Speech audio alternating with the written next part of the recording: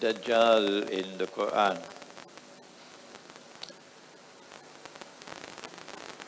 You would seldom find someone lecturing on this topic. And it is very likely that you are probably listening to this for the first time in your life.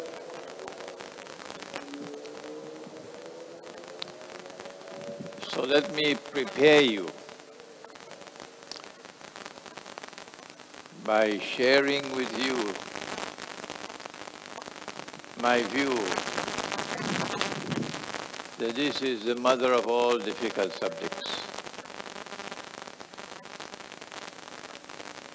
And perhaps that's why you don't find scholars lecturing on this subject.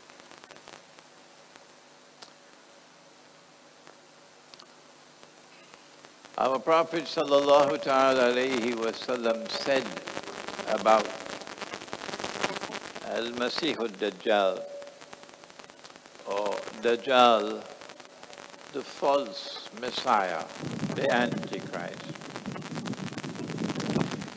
The one who would claim to be the Messiah, he would say, Ana al-Masih, but it would be a lie,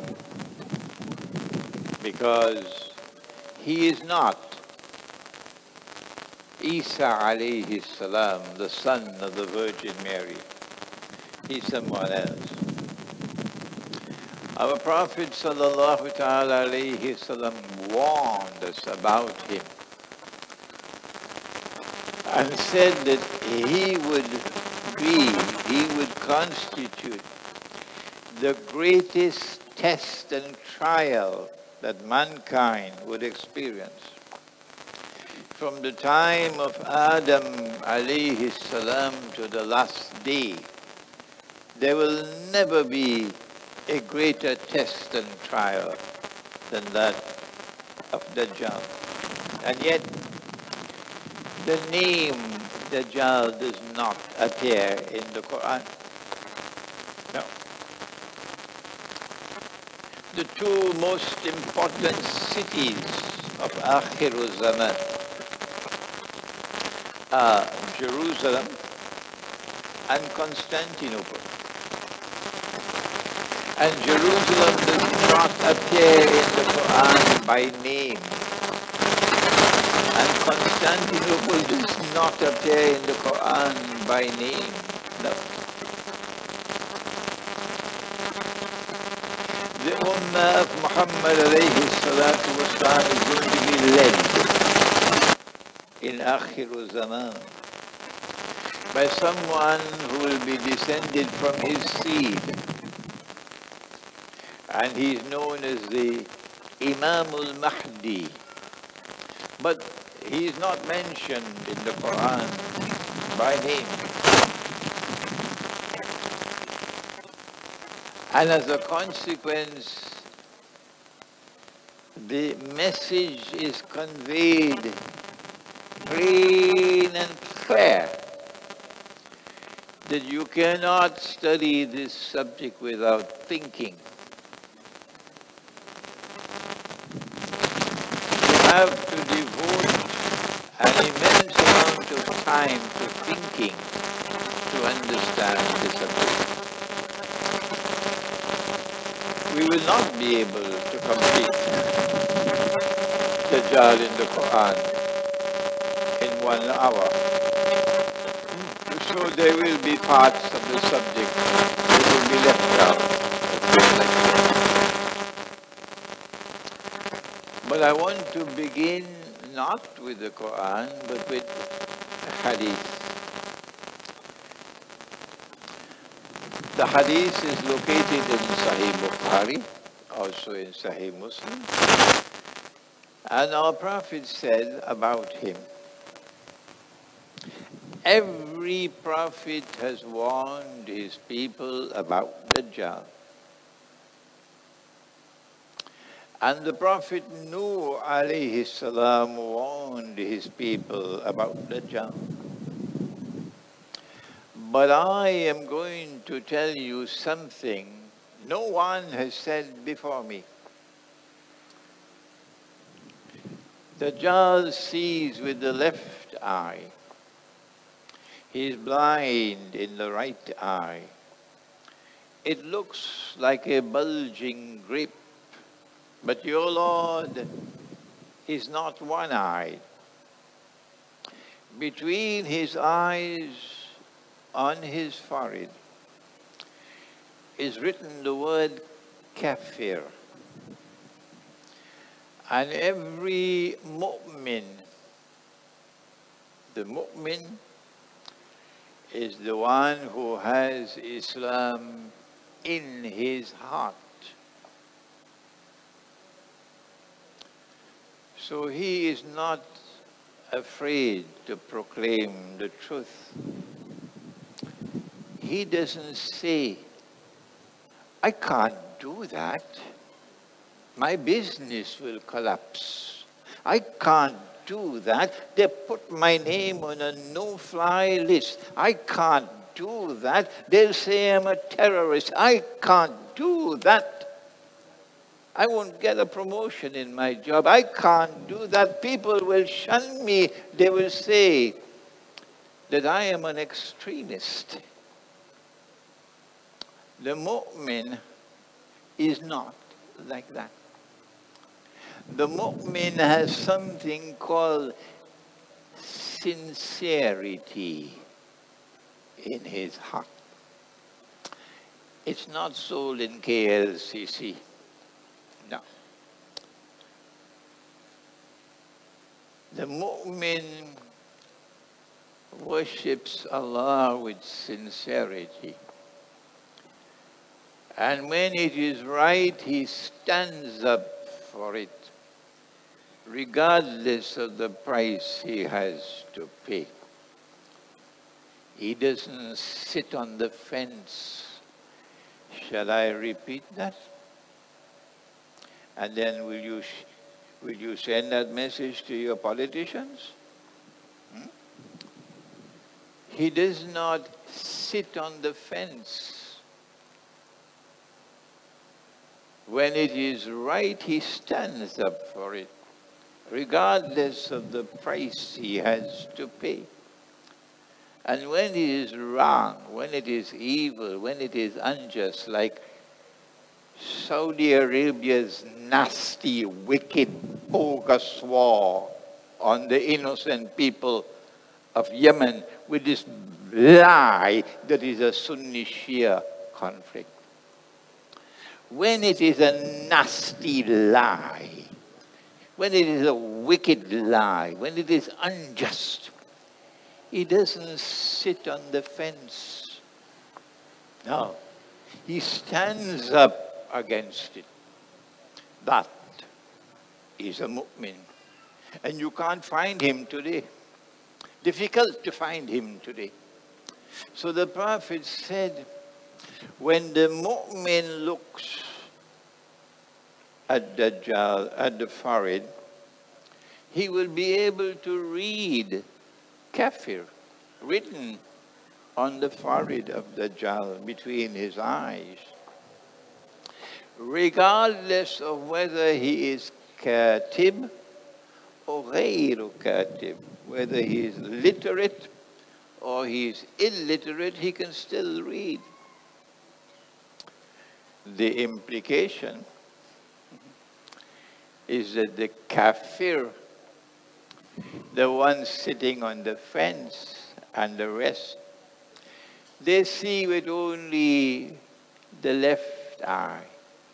They are also blind in the right eye, meaning they have only external sight.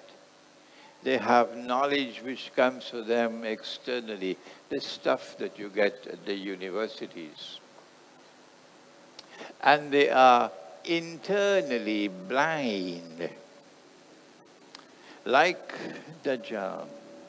And so they can't see, they can't read. But the mu'min can read kafir, because he has nur in his heart. And as I told you, they don't sell nur in the supermarket. Only Allah can give you nur. Not even the politicians can give you nur. Not even the government can give you nur. Only Allah can give you nur. And so this introduction to Dajjal makes it plain and clear that you cannot penetrate this subject unless you can interpret religious symbolism. Like he saw the sun and the moon and 11 stars making sijda before him. And then 40 years later, he saw his father and his mother and 11 brothers bowing down before him. And then Yusuf alayhi salam said to his father, "This is the dream come true, that the sun was a symbol of his father, and the moon was a symbol of his mother, and 11 stars symbolized his 11 brothers." And so if you cannot interpret religious symbolism, you cannot explain and understand the subject of Dajjal.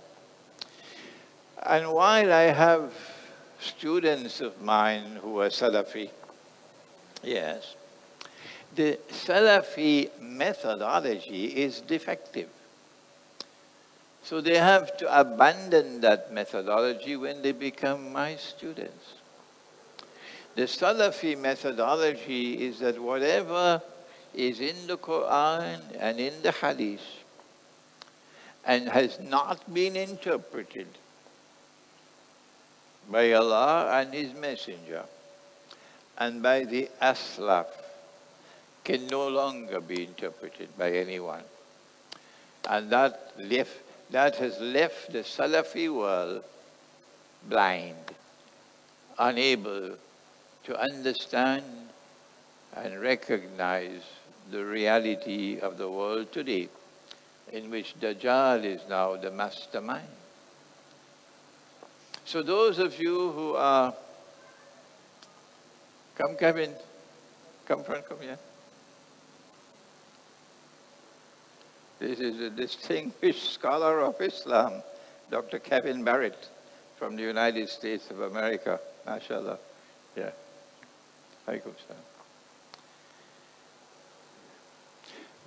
If you follow that methodology, you will not be able to penetrate the subject of Dajjal. I want to begin with Surah Al-Kahf of the Qur'an. And why do I do so? Because it is the only surah of the Qur'an about which Nabi Muhammad ﷺ has established a link with Dajjal. He said, recite the first 10 ayat of Surah Al-Kahf. And then there are other versions of this hadith.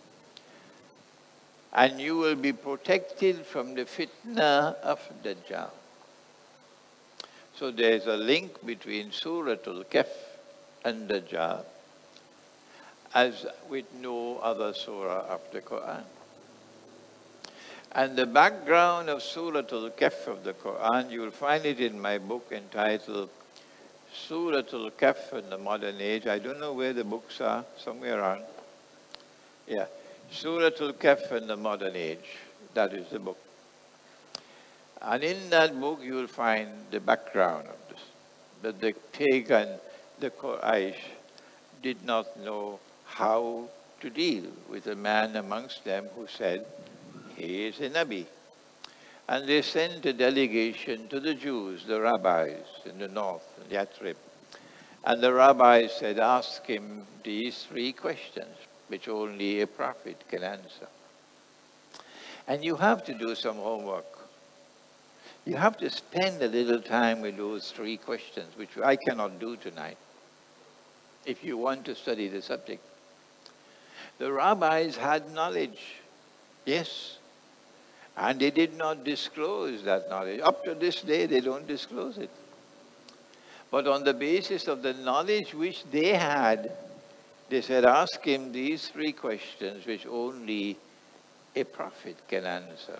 Not even the prime minister can answer it. Ask him about the ruh, the spirit. Ask him about the great traveler who traveled to the two ends of the land. And ask him about the young men and the cave. And Allah subhanahu wa ta'ala sent down the answers in the Qur'an. That is how important the subject is. But two of the answers are located in Surah Al-Kahf.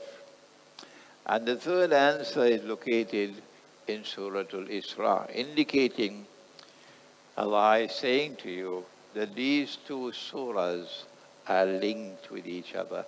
They explain each other. When he answered the first question, he first repeated the question and then answered it. وَيَسْأَلُونَكَ عَنِ الرُّوحِ, and they questioned thee about the ruh. And then he answered. And we don't have the time to spend 15 minutes on that answer now.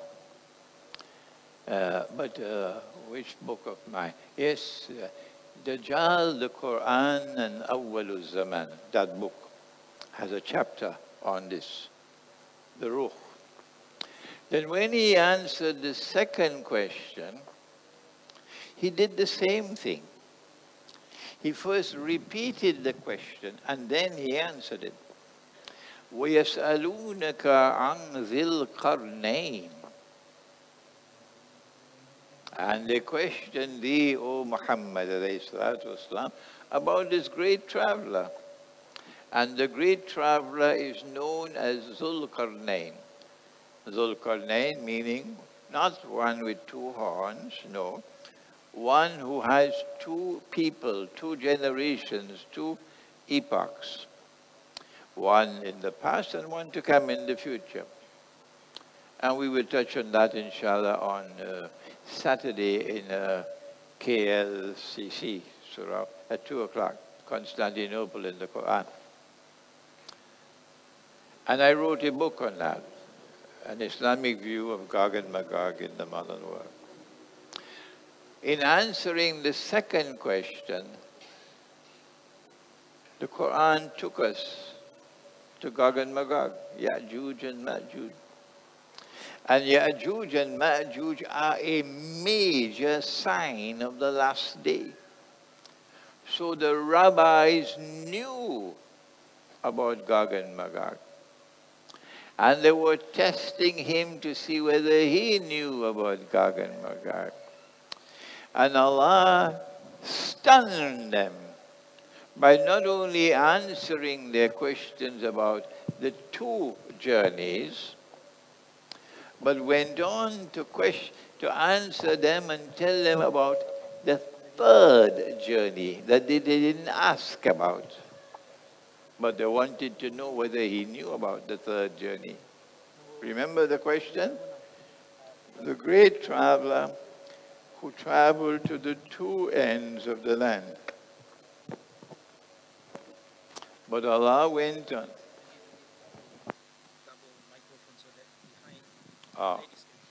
Okay.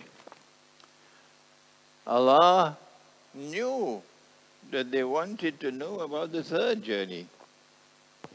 That is why He answered and He provided the knowledge that they wanted, the answer on the third journey.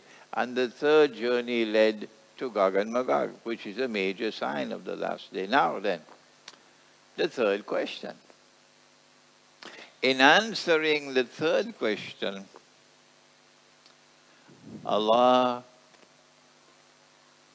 subhanahu wa ta'ala does not repeat the question. No. This is not by accident. there is something that he is concealing. He wants to leave the rabbis guessing, so he does not repeat the question.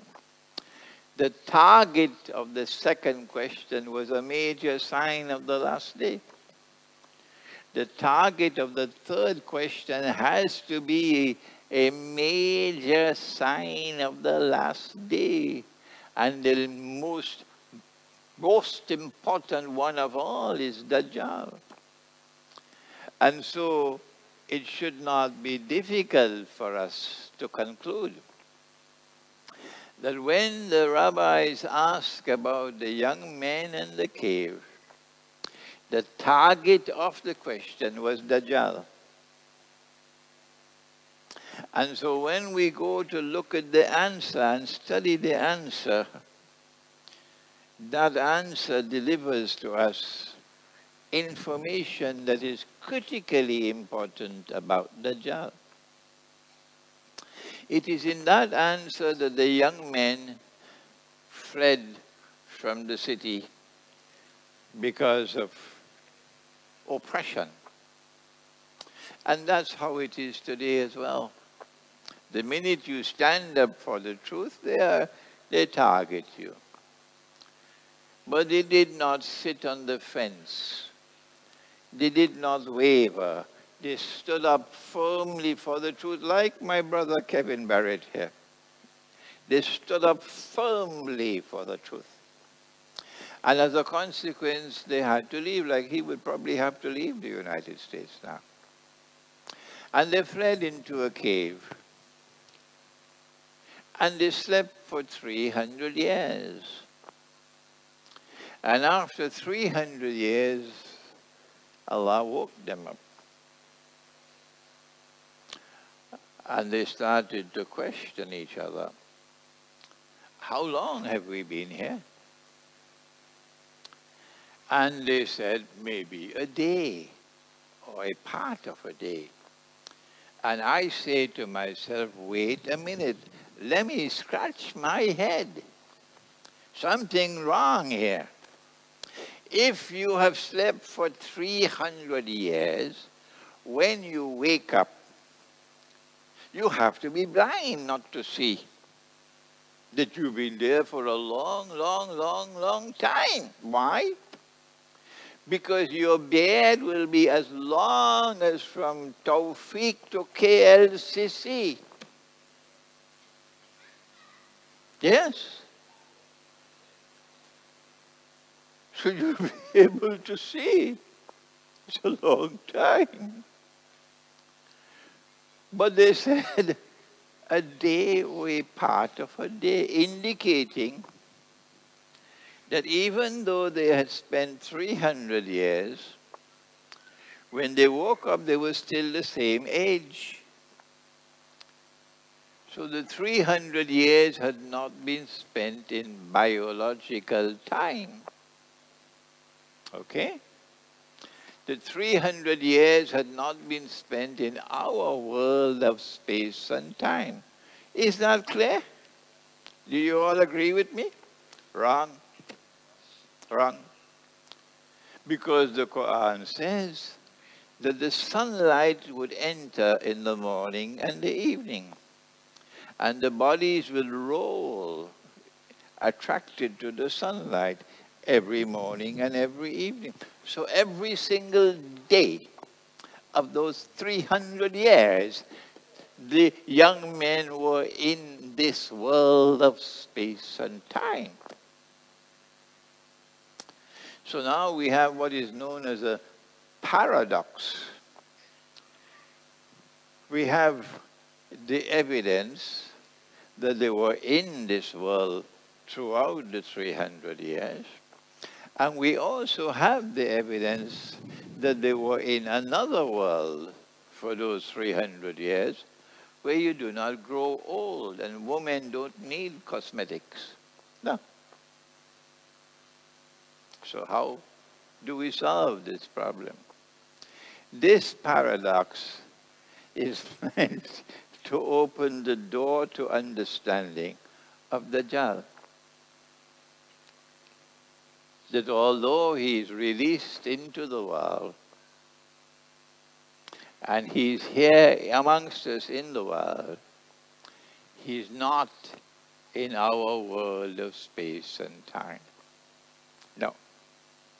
The Prophet said, alayhi salatu wassalam, when Dajjal is released, he will live on earth for 40 days.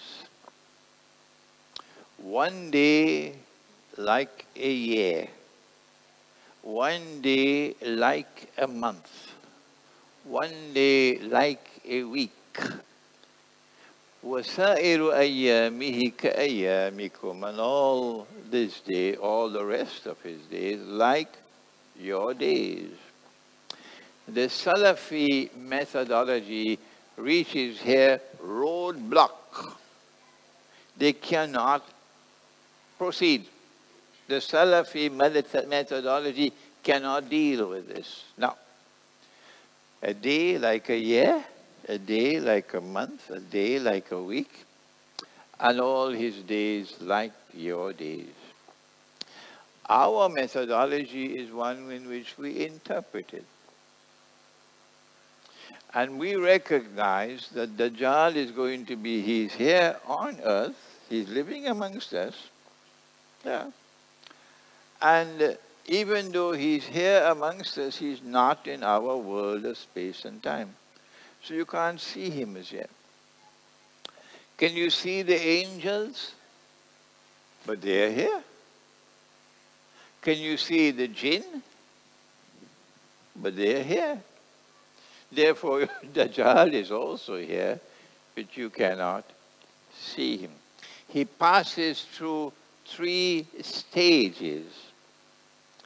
3 stages. And the Qur'an uses the beautiful metaphor of a shadow. A shadow. And Allah says in Surah Al-Musalla, and here is the first verse of the Qur'an that we quote. بعد أعوذ بالله من الشيطان الرجيم انطلقوا. Let the world now proceed. Let the historical process now proceed. انطلقوا إلى ظل, to a shadow. انطلقوا إلى ظل ذي 3 شعب. A shadow which will emerge in 3 parts. They don't teach this in the school of diplomacy. They don't teach this in the Department of Political Science, the universities. That there is going to be a shadow falling upon the world.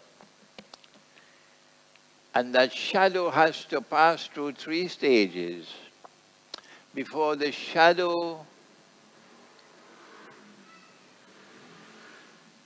will be moved away and Dajjal will appear in person. Salafi methodology doesn't know how to handle this. No? The 3 stages of that shadow I have explained in my first book entitled Jerusalem in the Qur'an, which many of you have read already. It is in English, it is also in Bahasa. And in those 3 stages we said, now listen carefully, within those 3 stages, he gave to the world Pax Britannica and then Pax Americana, where we are now. And finally, there will be a 3rd stage of the shadow. And that we say would be Pax Judaica. But the word Pax is a lie. Pax means peace. But he is a liar, and he oppresses, and it's a river of blood. When the 3rd stage of the shadow has been completed, then the shadow will be lifted and Dajjal will appear in person. This is Suratul Mursala. And then last night and the night on Sunday, we took you to the hadith, the prophecy of the Prophet ﷺ, in which he was speaking to Mu'az ibn Jabal radiallahu ta'ala anhu, and he gave a timeline of events, which you probably already know now. 5 events. The Jerusalem center stage, which symbolizes Pax Judaica.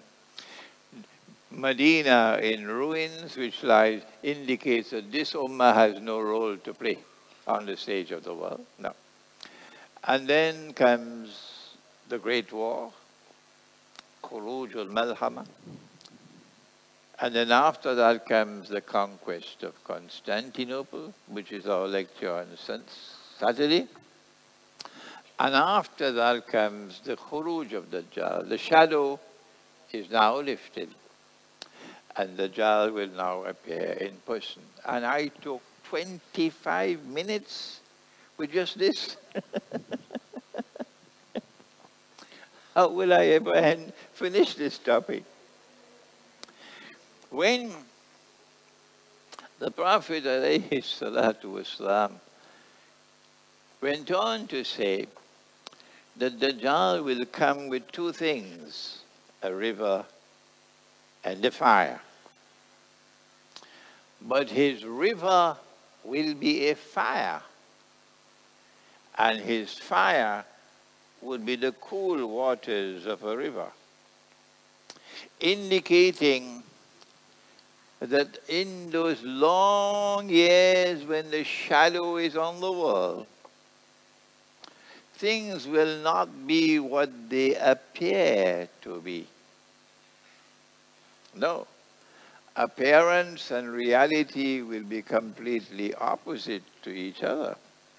They will tell you, with their faces straight, yeah, it was Osama bin Laden and his men hiding in a cave in Afghanistan. They are the ones who bombed the World Trade Center and brought it down. And we know it's a lie. Yeah.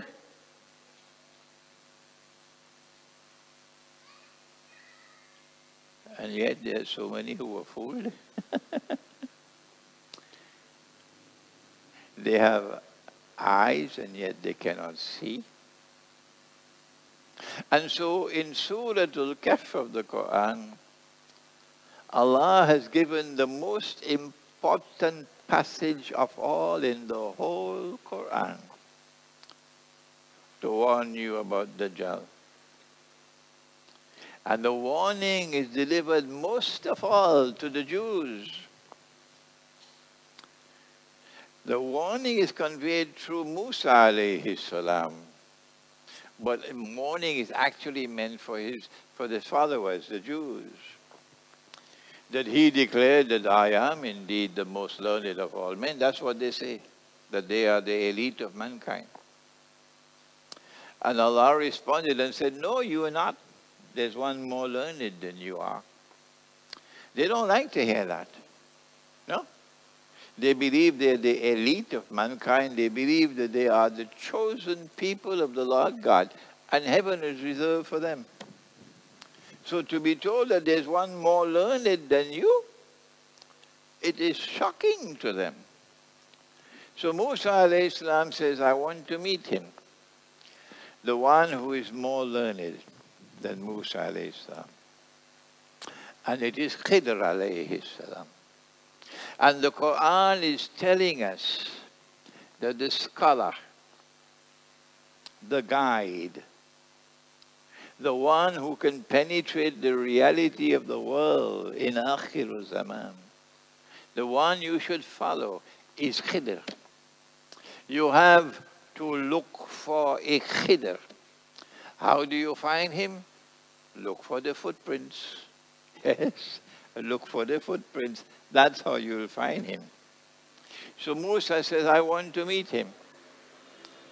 And Allah says, if you want to meet him, you'll have to travel to the place where the 2 oceans meet. Majma'ul Bahrain. The Salafi methodology would now search to see whether it is Atlantic and Pacific or Indian Ocean and Pacific. But our methodology says no. The two oceans are two oceans of knowledge. And Imam Al-Baydawi, he agrees in his tafsir. It is the ocean of knowledge externally acquired and the ocean of knowledge internally received. These two oceans of knowledge have to be harmoniously integrated. And it cannot be integrated without Noor. Without Noor, you remain Dr. Jekyll and Mr. Hyde. You'll have one foot in that camp and one foot in this camp. You'll have your PhD from some university and you'll have your degree from some Darul Uloom. And when you are here, you have this knowledge. When you're there, you have that knowledge. In two different worlds. But when you have Noor, you can integrate the two worlds of knowledge harmoniously. And then you have a Khidr. That's why the world of Islamic scholarship today, and it is something painful for me to have to say it, but I have to make my back strong and say it, despite the pain, that the world of Islamic scholarship have failed, yes, and failed miserably, yes, because they have not gone to this methodology of Khidr alayhi salam. He is the one who can understand the world. He's the most learned of all. And Allah spoke two things about him. Number one, he is the embodiment of kindness. Kindness. You can do what you want. He still remains kind. Yes. And secondly, that knowledge comes to him like a river flowing from above. وَعَلَّمْنَاهُ مِن لَدُنَّا عِلْمًا. So his knowledge is not mechanical, like knowledge from a factory. But his knowledge is like the rain, that when it comes and falls, it brings the brown, the dead earth back to life and everything becomes green. That's why he's known as Mr. Green. Khidr alayhi salam. And then Surah Al-Kahf gives us the amazing encounter between Musa and Khidr. And I don't have the time to keep you. That takes another 15 minutes.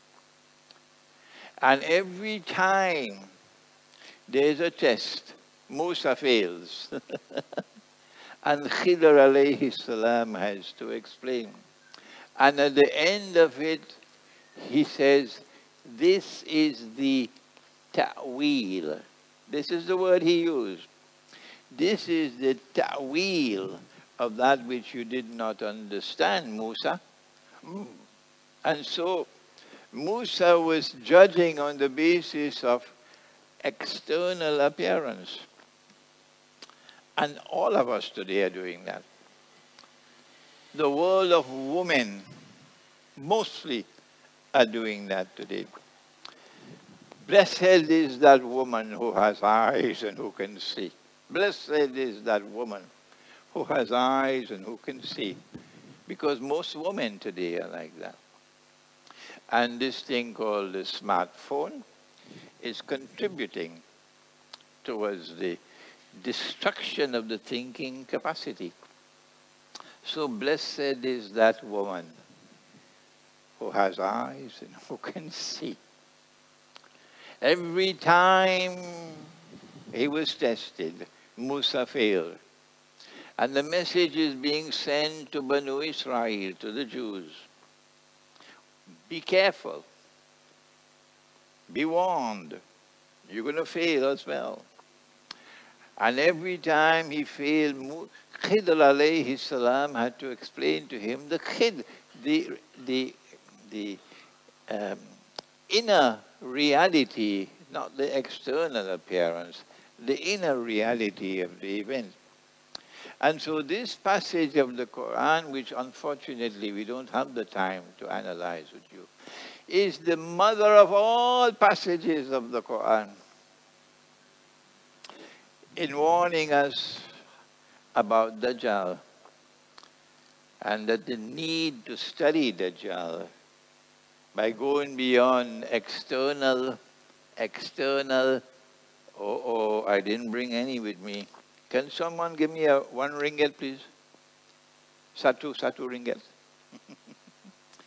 Yes, yes, sir.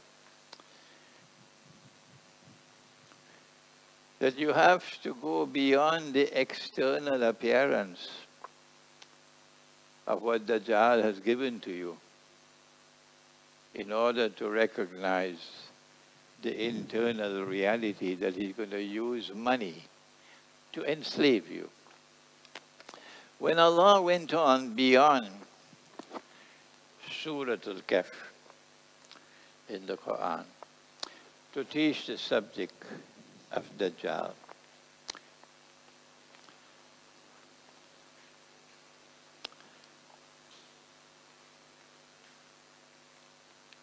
I was amazed. I was stunned while writing my book on Dajjal. I wrote the first book, Dajjal, the Qur'an, and Awwal Zaman. And it was while writing the book that new knowledge was coming to me. And I found something strange. That the Qur'an said, Sulaiman alayhi salam, he died. And when I read the tafsir, all of them told me, he died while sitting on his throne. And the jinn who had to work for him, they didn't know he was dead. And some termites had to come. You have termites in Malaysia? Yeah? Okay. The termites had to come and nibble and bite at the bottom of his staff. Hand me the staff, please. Yeah? Yeah. The bottom of the staff. They had to bite and bite and bite. I don't know how many years it took to bite enough. And then the staff lost its balance. And then the staff collapsed. And then his body collapsed. And only when the body collapsed, then the jinn realized he was dead. So I said, did this come from Hollywood or from Disneyland? Eh? Did this nonsense come from Hollywood or from Disneyland? It's difficult for me to digest this. Oh, I could eat Musam King. Very nice, but I can't digest this nonsense. Yeah. So then I was asking myself, I say, if this actually happened, that the ruling king in the world, he died, and his body remained on his throne for so many years or months, surely it will be recorded in history. Yes.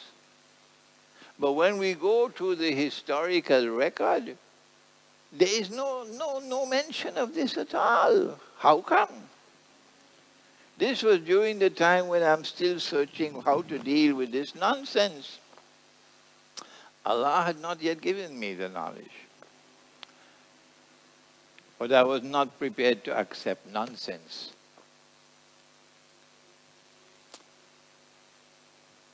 But my teacher had taught me, never study any verse of the Qur'an in isolation. I have a book entitled Methodology for Study of the Qur'an. You must go and take all the verses of the Qur'an on the subject and try to bring them all together in a harmonious whole. And that's not a job for a schoolboy. So then I said, okay, let me do what my teacher asked me to do. And when I did that, then I discovered that no, this is wrong. That in Surah Surah Sad of the Qur'an, Allah subhanahu wa ta'ala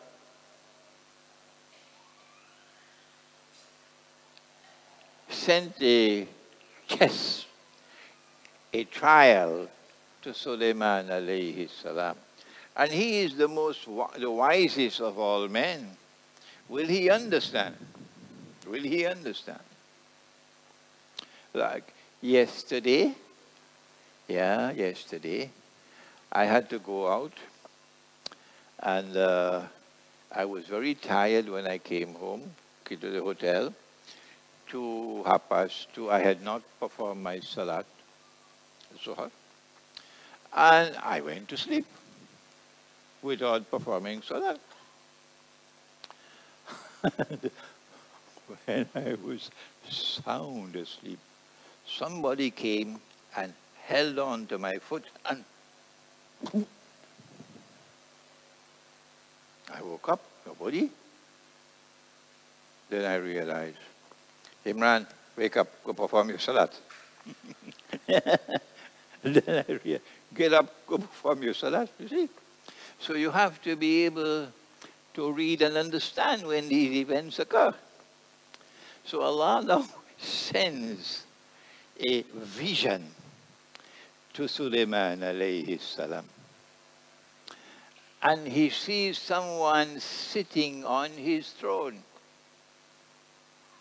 This is the man who is ruling the world, eh? And someone is sitting on his throne. Allah put him on the throne. And he is a jasad. The word jasad had been used earlier when the Samiri took the gold and made it into a golden calf. So this is your Lord worship. And that golden calf was described as jasad, a body without a soul. So this jasad is sitting on the throne, but this cannot be a calf, this has to be a human being. From the time he saw that vision, he immediately understood. Immediately understood. This is the wisdom of Sulaiman alayhi salam. Very scarce today, that kind of wisdom. Immediate understanding. He understood that this was an evil being. And he also understood that Allah had sent this vision because this fella, this evil being, he wants to inherit my kingdom. He wants to rule over holy Israel. So what did he do? ثُمَّ أَنَابَ. He turned towards Allah penitently. قَالَ رَبِّ اغْفِرْ لِي. He said, "Oh Allah, kindly forgive me." Naturally, don't make the mistake, go searching. What sin did he commit? Not nonsense, no. He's asking for forgiveness before he asks for something, that's all. Not any sin, particular sin he had committed. Don't forget that. If you want to ask for something, first ask for forgiveness and then ask.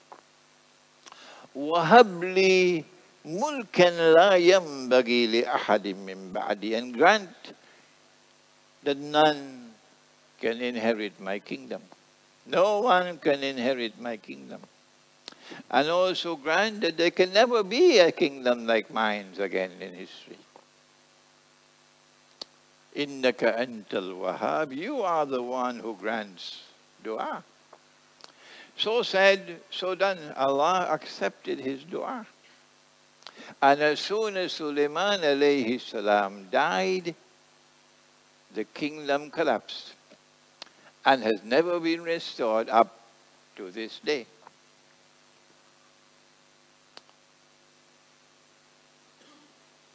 Then I went to the other passage now, which is in Surah Al-Nahl, that when Sulaiman died, وَلَمَّا قَضَى سُلَيْمَانَ الْمَوْتِ, the jinn who were ordered to work for him by Allah, and if they disobeyed his orders, Allah would punish them with terrible punishment. Among those jinn were those who were in chains, in shackles. وَآخَرِينَ مُقَرَّنِينَ فِي الْأَصْفَادِ, they were in chains. So when he died, the jinn were not aware that he was dead. Everybody else knew he was dead and he was buried. But the jinn did not know because they're in chains. And they kept on seeing someone sitting on his throne. Who was that? Right? Obviously, it's the Jasad. And the Jasad is holding on to the staff. But when Dabbatul Ard was released by Allah, this is one of the major signs of the last day. The beast or the creature of the earth, Dabbatul Ard, is there in Christian and Jewish eschatology, is also there in the Qur'an. When they are released, the Qur'an says, taklimuhum, that Gog and Magog are going to harm them, cause injury to them, harm them. But the punctuation didn't come with Jibreel alayhi salam. So you can have mischief in the punctuation. And that's what happened here. Instead of taklimuhum, every copy of the Qur'an today says tukallimuhum. The spelling is the same, it's just the punctuation, which means speak to them. The Dabbatul Ard will speak, when it should rather be Dabbatul Ard will harm you, cause damage to you, okay? So then the Qur'an says Dabbatul Ard came and consumed his minsa'a.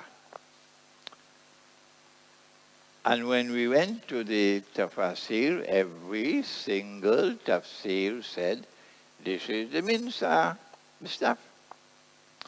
So then I went to the experts of the Arabic language, different parts of the world. And they all came back with the same answer. Minsa'a is the stuff. So Dabbatul Ard will consume the stuff. When they consume the stuff, then the body will collapse. You know the stuff from Hollywood. The body will collapse. But I was not satisfied with that, because my teacher had given me proper methodology. I said, no. Even if every single tafsir had said so, and every expert has said so, I said no. If Allah in the Qur'an has always used the word asa, with sword, for stuff, every single instance, idrib bi asaka al-hajar, take your staff and strike the rock. Take your staff and strike the sea. Throw your staff on the ground, it becomes a snake. Every time the word used in the Qur'an is asa, with sword. Why would Allah now use another word? Minsa, with a sin. for the same stuff. No, I refuse to accept that. Imran, every single tafsir says it's staff. All the scholars of the Arabic language say it's staff. What are you doing, Imran? I said, no, I refuse to accept that. Because the methodology for the study of the Qur'an is checked to see all the verses. And since Allah has always used the word asa for staff, min sa'a has to be something more than staff. Then I understood that min sa'a is not staff. That when Dabbatul Ard come and they consume the min sa'a, they're not nibbling at the staff like termites. They're not consuming the stuff. They're consuming something which is connected with the stuff. It is the miraculous internal spirit of the stuff. The spirit or the miraculous qualities of the stuff, that when you throw it on the ground, it becomes a serpent. That when you strike the rock, the water comes out.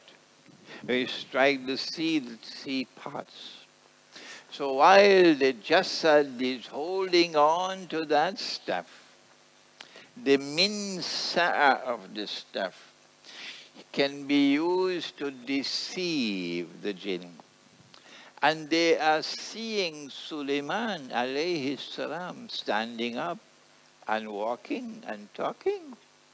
Like even today, you turn on the television, you could see Tunku Abdul Rahman. Yeah, look, he is on television. And he's talking and he's lecturing. It's a video. So the min sa'a of the stuff has this capacity to be used to show images of Sulaiman alayhi salam, which fool the jinn. And that is what is going to be destroyed by Dabbatul Ard. So what is Dabbatul Ard? It is something which has the capacity to destroy the spiritual heart of things. And my understanding was immediate, that we are now being inundated with the electromagnetic waves of cell phones and wireless internet and your smartphones and the cell phone towers. And this electromagnetic waves, it has a damaging effect upon you, but most of all on your children. That it will damage the child's memory. So I tested it and I found the evidence that the children who were being exposed to the electromagnetic waves were already being damaged, their memory was being damaged. So if I am correct, you're not going to get any hafiz of the Qur'an from the city in the future. Never. The only hafiz of the Qur'an will be a child who grows up outside of the damaging effects of Dabbatul Ard. So now, who is the jasad? Obviously, the jasad sitting on the throne is Dajjal. This is the most direct reference in the whole Qur'an to Dajjal. And what is the implication of Allah showing Sulaiman alayhi salam, showing him Dajjal sitting on his throne? Number one, that we should get confirmation that what our Prophet said was correct, that he is known as Al-Masih al-Dajjal because he wants to impersonate the Messiah. And the Messiah is going to return to the world to rule the world. But he will rule the world from a Khilafah state, from a holy state of Israel. Of course, it will not be the one of Sulaiman alayhi salam, nor would it compare with that. It will just be another holy state. And so Dajjal is shown sitting on the throne to tell Sulaiman alayhi salam that Dajjal wants to rule the world from your holy state in Jerusalem in order to declare that he is the Messiah. This is the first and the most important of all implications to emerge from that vision. Number two, the Dajjal is a jasad. But when you see him, you see a human being. You cannot see anything external other than a human being. Well, then what is it that makes him a jasad? What does he lack that the rest of us have as human beings? The answer is, we have the ruh that Allah gives to the human being.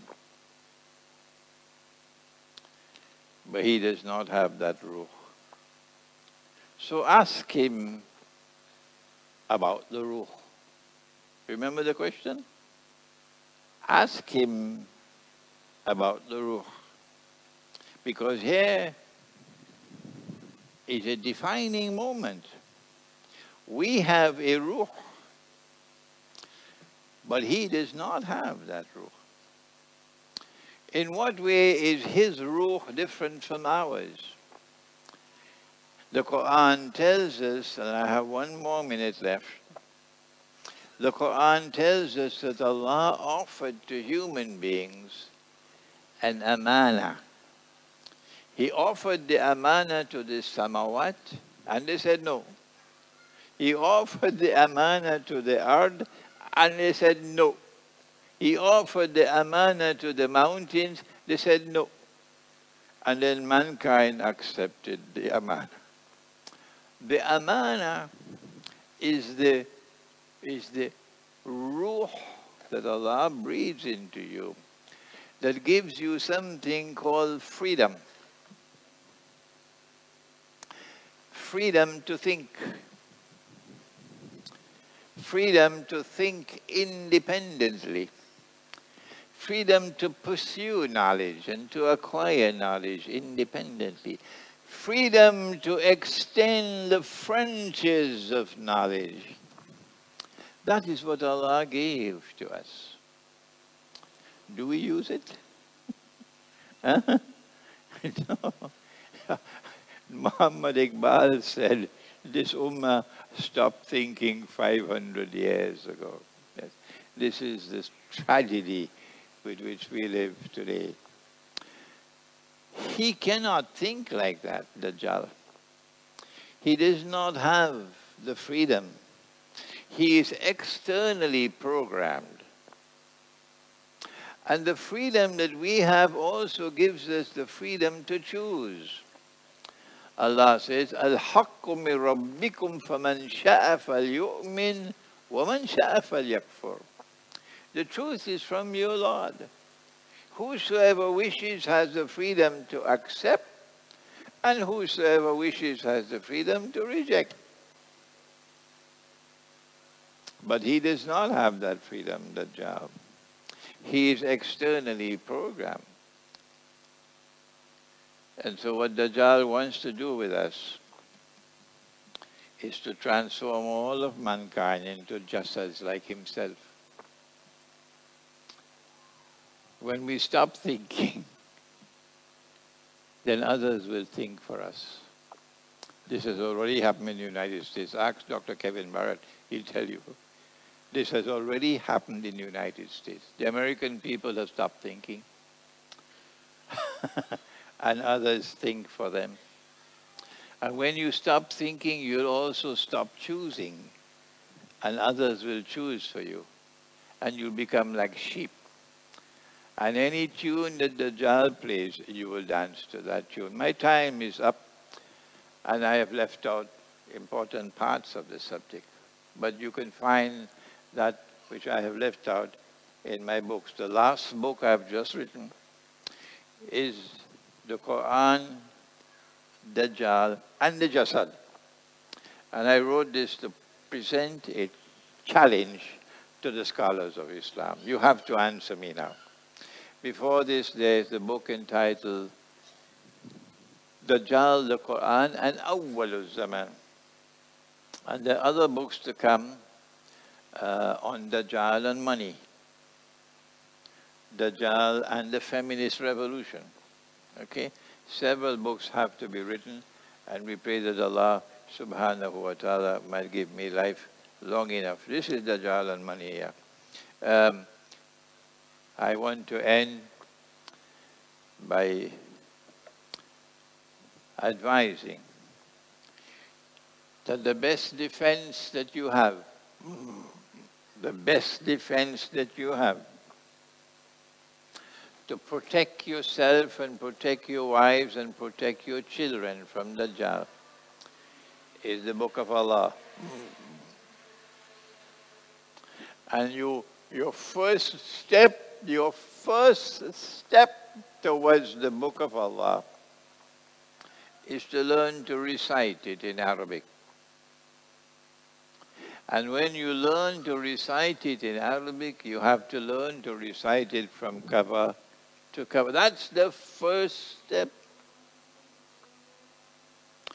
By the age of 7, your child should already be reciting the Qur'an fluently. By the age of 7. And by the age of 10, your child should be reciting the Qur'an cover to cover once a month. If you wait until your child is a teenager, remember, the sea is going to be rough in the teenage years. The sea will be rough in the teenage years. These are tumultuous years for the teenager, boy as well as girl. So do it before they reach 13. Make sure that you recite the Qur'an from cover to cover in Arabic once a month. This is the beginning of the defense against Dajjal. After this comes the next step to understand what you're reciting. And then after that comes the next step to study the Qur'an, and my book, Methodology for Study of the Qur'an, will help you with that. ربنا تقبل منا إنك أنت السميع العليم وتب علينا يا مولانا إنك أنت التواب الرحيم برحمتك يا أرحم الراحمين آمين.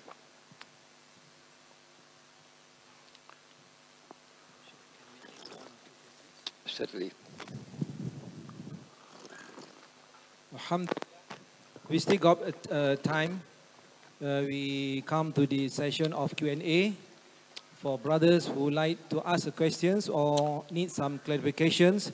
You can come forward and use this mic. And then for ladies, maybe you can write on the piece of paper and pass forward. Inshallah, we will read what the questions.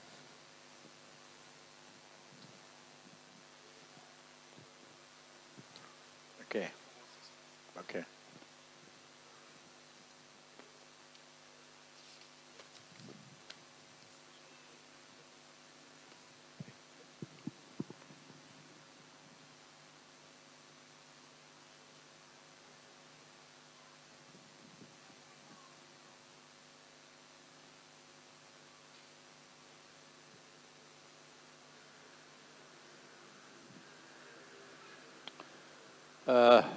Any questions?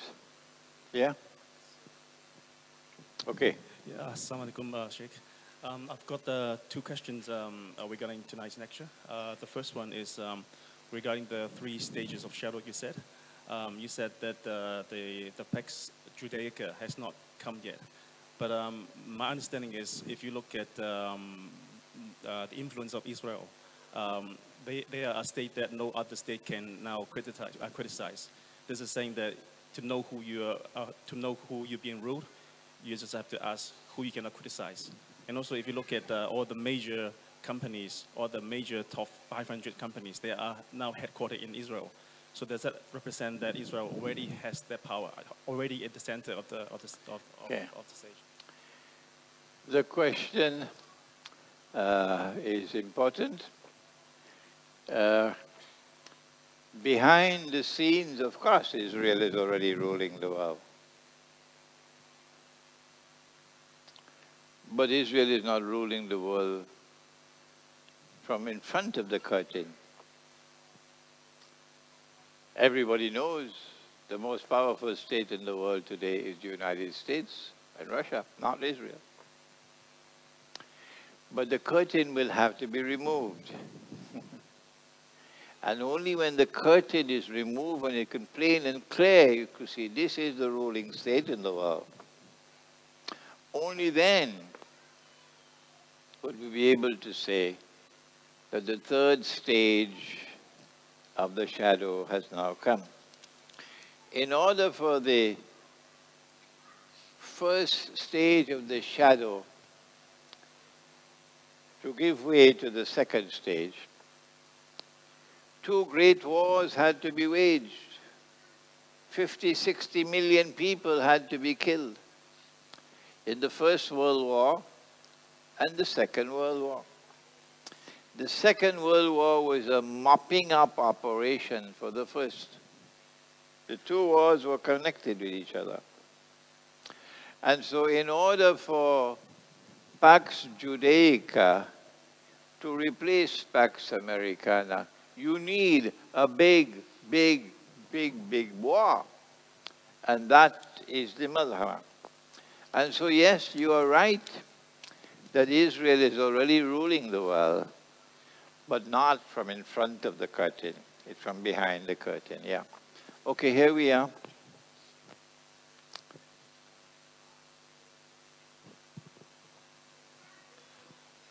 This is indeed a difficult subject. If it is so important, why does Allah make it so difficult for us to understand?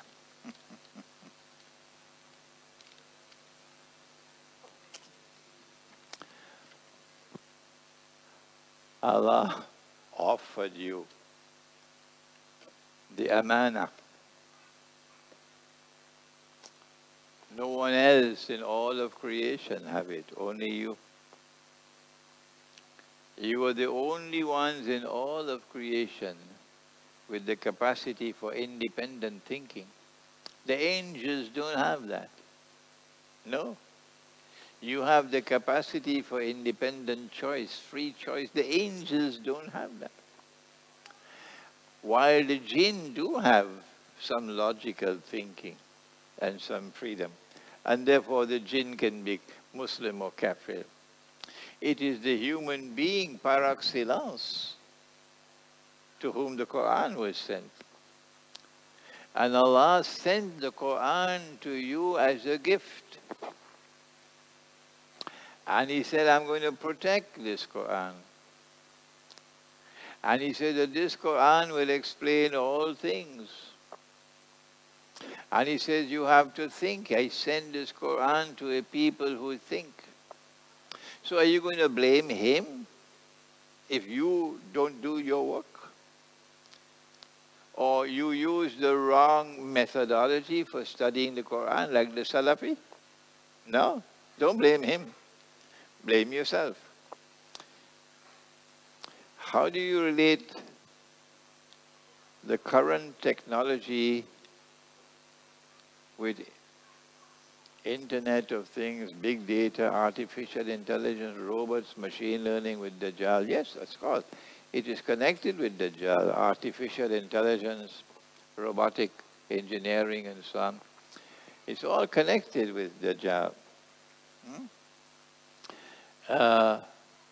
If you lose the capacity to understand that nothing in the world can compare with the human mind, nothing.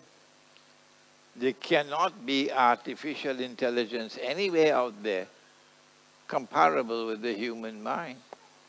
But the day you accept that artificial intelligence can replace the human mind, then you deserve to lose your capacity for thought.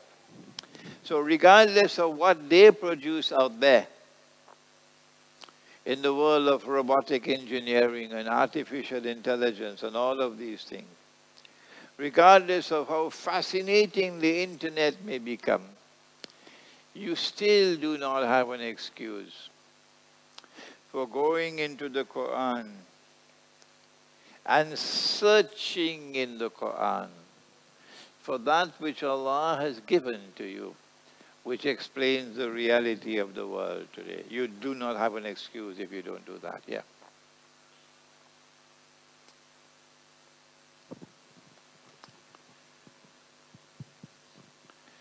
Should we as Muslims support Russia in every war? No, if Russia wages a wrong war, you don't support it. If Russia makes a mistake, you tell them you made a mistake. The Russians made a mistake, yes. And I have to give a lecture on the subject to tell them, the Russian president and the Russian foreign minister, who are some of the best in the world today, that you engage in the diplomacy of opportunistic thinking in order to advance your economic agenda when you embrace Sisi, when you embrace Sisi in Egypt. Mursi was bad. May Allah have mercy on the soul of Mursi, but Mursi made mistakes, serious mistakes. Amongst them was to open the door, or the frontiers of Egypt. Everybody can go and fight in the bogus jihad in Syria and kill all the Christians. Eh? Mursi made other mistakes. And may Allah forgive him, but they were mistakes. And the whole of the Ikhwan also made those mistakes. What the Russians did was they disliked Mursi and the Ikhwan so much that as soon as Sisi threw out Mursi, they embraced Sisi. They could not see that Sisi is worse than Mursi until Allah calls Mursi to die in the courthouse, in the courtroom. And these cowards who are ruling Egypt had to bury him in midnight. They couldn't risk burying him in the sunlight. The cowards who are ruling over Egypt. Yeah. So the Russian diplomacy and the Russian political stance was wrong on Egypt. Wrong on Saudi Arabia as well. They saw an opportunity. As Saudi Arabia, which is an ally of the United States all through history, is now approaching us. Huh? And when Saudi Arabia showed some signs of approaching Russia, they embraced the Saudis. Said, let's do business. Let's make a deal. And so the Russians then remained silent on the slaughter in Yemen. Yeah. It's called the politics of opportunism. And someone has to tell Russia that was wrong. A Christian should not do that. So you do not support Russia uncritically. No. Is there any connection between a woman and Dajjal? The Prophet said, alayhi salatu wasalam, Dajjal has many battlegrounds through which he attacks us. But his last battleground is women. He said the last people to follow Dajjal will be women. And a man would have to return to his home and tie, meaning coercively restrain his wife, sister, daughter, to protect them from being seduced by Dajjal, indicating that in Akhirul Zaman, a feminist revolution is going to emerge. And those who are in that feminist revolution will be so brainwashed that no matter what you say to them, you can't convince them. Your own daughter your own daughter, and she now becomes a lesbian. Yeah? And it's a shame, a disgrace for the whole family. But no matter what you say to her, nothing works. Yes. And your sister throws away her hijab. And she goes out in the open without any hijab. And the brother flew all the way from Tunisia to come to consult with me. Sheikh, what to do? What to do? My sister had thrown away the hijab. And now she's dressing the way the others are dressing, half naked. This is what the Prophet is talking about. That in Akhir Zaman there's going to be a feminist revolution. So when you find a Muslim woman,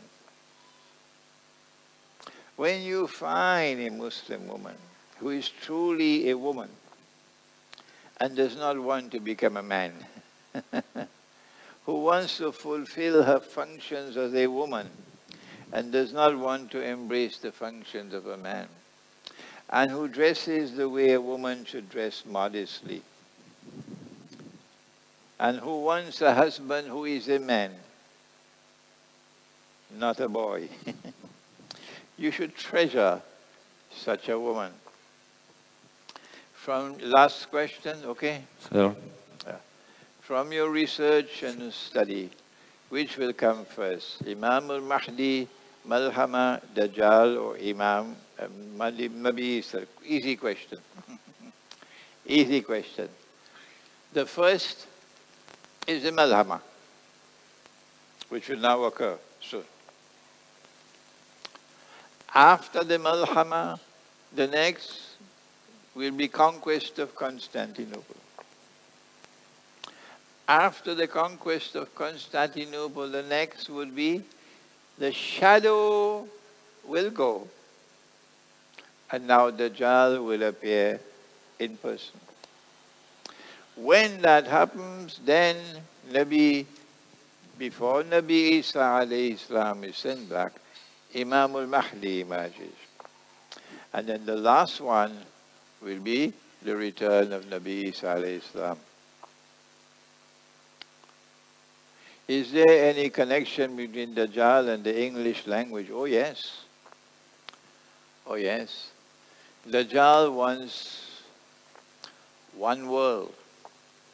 He wants to create all of mankind in one world.